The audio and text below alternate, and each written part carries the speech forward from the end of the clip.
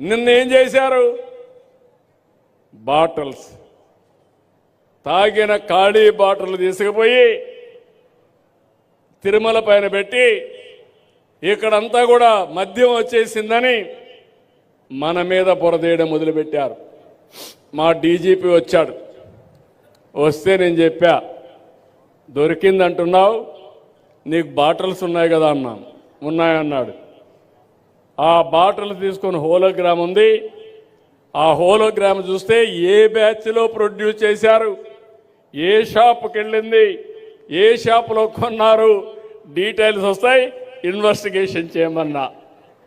దొంగలు దొరికిపోయారు, రెడ్ హ్యాండ్గా పట్టుబడ్డారు.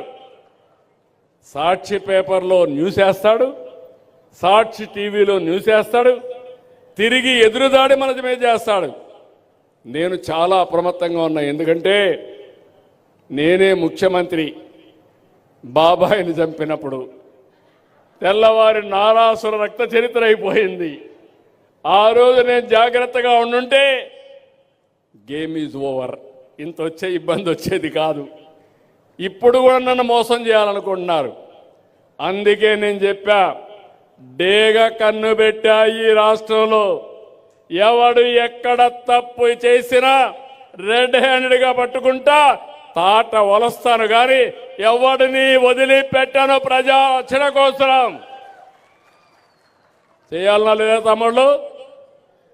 ఏమమ్మా చేయాలన్నా లేదా తల్లి? రాష్ట్రాన్ని సర్వనాశనం చేశారు. గంజాయిని వాణిజ్య పంట చేశారు. నేను ఆ రోజు కూడా మీకు ఒక మాట చెప్పాను, ఏ సమస్య అయినా పరిష్కారం చేస్తాను, కానీ గంజాయికి అలవాటు అయిపోతే అలాంటి చేయడం చాలా కష్టం. ఒకసారి అలవాటు అయిపోయిన మన పిల్లలు గంజాయి మానుకోలేరు. అది ఒక వ్యసనం, ఒక అబ్సెషన్. మనిషి ఏదైనా పోగొట్టుకున్నాడు, కానీ ఆ సమయంలో అది తీసుకోకపోతే ఉండలేని పరిస్థితి వస్తాడు. అలాంటి రాష్ట్రాన్ని భ్రష్టు పట్టించి ఇప్పుడు నేను ఒకటే పెట్టాను, డేగ కన్ను పెట్టా. దాని మీద కూడా ఈగలను పెట్టి ఒక వ్యవస్థను పెట్టి మెర్సిలెస్గా కొడుతున్నా. నేను ఒక మాట చెప్పాను, మా ఆడబిడ్డల జోలికి ఎవడైనా వస్తే, మత్తులో కూడా నువ్వు అత్యాచారం కానీ ఇలాంటివి చేస్తే, అఘాయిత్యాలు చేస్తే, అదే చివరి రోజు ఈ భూమి మీదని హెచ్చరించా, చేసి చూపిస్తున్నా. స్వేచ్ఛగా ఆడబిడ్డలు తిరిగే పరిస్థితి రావాలి. రౌడీలకు కూడా భయం ఉండాలి. ఇంకా రాబోయే రోజుల్లో ఇలాంటివన్నీ నేను ముందుకు చేసుకుంటా పోతే, ఈరోజు నిన్నే మీరు చూశారు ఇక్కడ ఎంత బాధాకరం అంటే, విశాఖపట్నంలో ఒక సుధాకర్, ఒక అడ్వకేట్, ఒక డాక్టర్ కోవిడ్ సమయంలో అడిగింది మాస్క్. దేనికోసం? సేఫ్టీ కోసం. నేను ట్రీట్మెంట్ ఇస్తాను, కష్టపడతాను, ఒక మాస్క్ ఇప్పించండి, వేసుకున్న మాస్కే వాడితే మన కోవిడ్ వచ్చే ప్రమాదం ఉంటుందని ఒక్క మాట అడిగితే ఈ నాయకులకు అహం వచ్చింది. అతని చిత్రహింసలు పెట్టారు, రోడ్డు మీద పడేశారు, సస్పెండ్ చేశారు, కడాన అతన్ని పిచ్చివాణి చేశారు. కడాన రోడ్డు మీద చనిపోయే పరిస్థితికి వస్తే నిన్ననే ఆయన కొడుక్కి క్యాబినెట్లో పెట్టి ఉద్యోగం ఇచ్చి ఆ కుటుంబానికి 1 కోటి రూపాయలు ఇచ్చారు. మీ పాపాలు కడగడానికి, మీరు చేసిన పాపాలకు నష్టపరిహారం ఇచ్చి మనిషిని తేలేను, కానీ ఆ కుటుంబాలను ఆదుకోవడానికి ప్రయత్నం చేస్తున్నా. ఇలాంటివన్నీ ఎందుకు ఇక్కడ ఈస్ట్ గోదావరిలో చెప్తున్నానంటే, 5 కోట్ల మంది ప్రజలకు అర్థం కావాలన్న ఆవేదన. నేను 24 గంటలు ఆలోచించేది, ఏ ఒక్క వ్యక్తికి కూడా ఇబ్బంది లేకుండా ప్రతి ఒక్కరికి చేదోడుగా ఉండి మీ జీవితాల్లో మెలుగైన జీవన ప్రమాణాలు పెంచాలని, ఒక పక్క సంక్షేమం, ఒక పక్క అభివృద్ధి, ఒక పక్క ఉపాధి, ఒక పక్క టెక్నాలజీ వాడి సుపరిపాలన. ఎందుకంటే నాకు ఎప్పుడు కూడా టెక్నాలజీ అనేది ఇప్పుడే కాదు, 30 ఏళ్లుగా ఎవరైనా మాట్లాడతారంటే ఎక్కువ సమయం నేనే టెక్నాలజీ గురించి మాట్లాడతాను. దాని ఫలితాలు కూడా మీకు తీసుకొస్తున్నాను, మీరు గుర్తుపెట్టుకోవాలి. ఈరోజు మీ పుస్తకాలు ఉన్నాయి.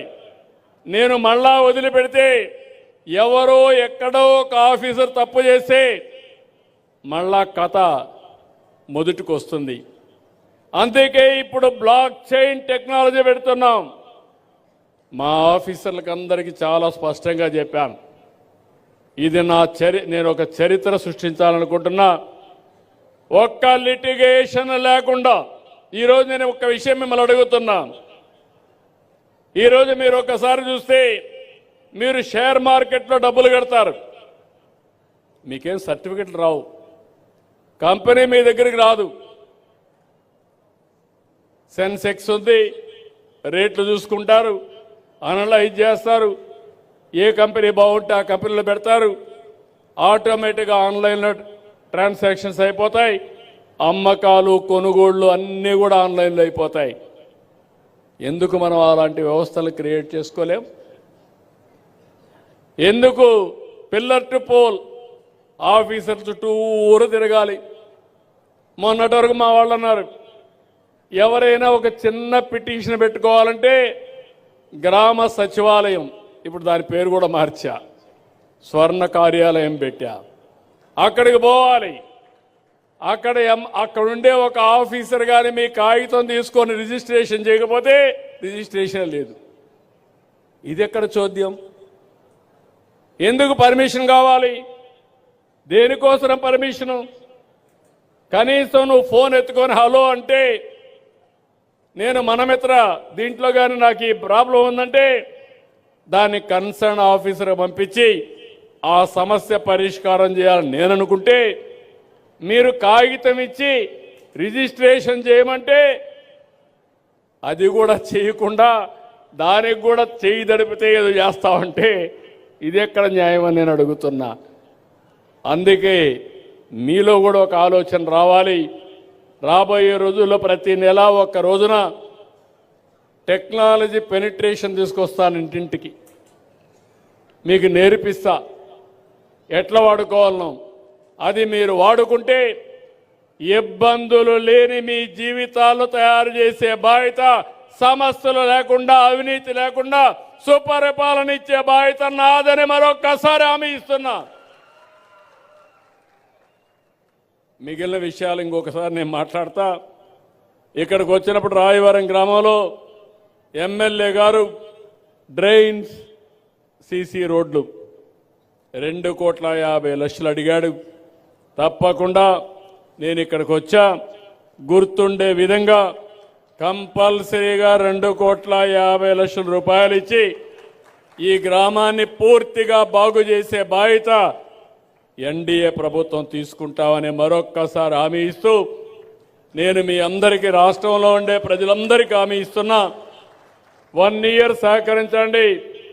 అన్ని సమస్యల్ని పరిష్కారం చేస్తున్నాం, 1 by 1 చేసుకుంటా పోతున్నాం. గాడి తప్పిన పరిపాలన ఘాట్లో పెడుతున్నాం. అదే సమయంలో మేము యజ్ఞం మారిగా ఈరోజు పరిపాలన చేయడం కోసం ప్రయత్నం చేస్తా ఉంటే, కొంతమంది రాక్షసుల మారిగా అసత్యాల్ని, అబద్ధాల్ని పదే పదే చెప్పి వీళ్ళు తప్పుడు పనులు చేసి ఆ తప్పుడు పనులు వేరే వాళ్ళపైన వేయాలని ప్రయత్నం చేస్తున్నారు. ఏది ఏమైనా మీలో చైతన్యం చాలా ముఖ్యం. ఆ చైతన్యం ఉన్నంత వరకు ఎవ్వరు ఏం చేయలేరు.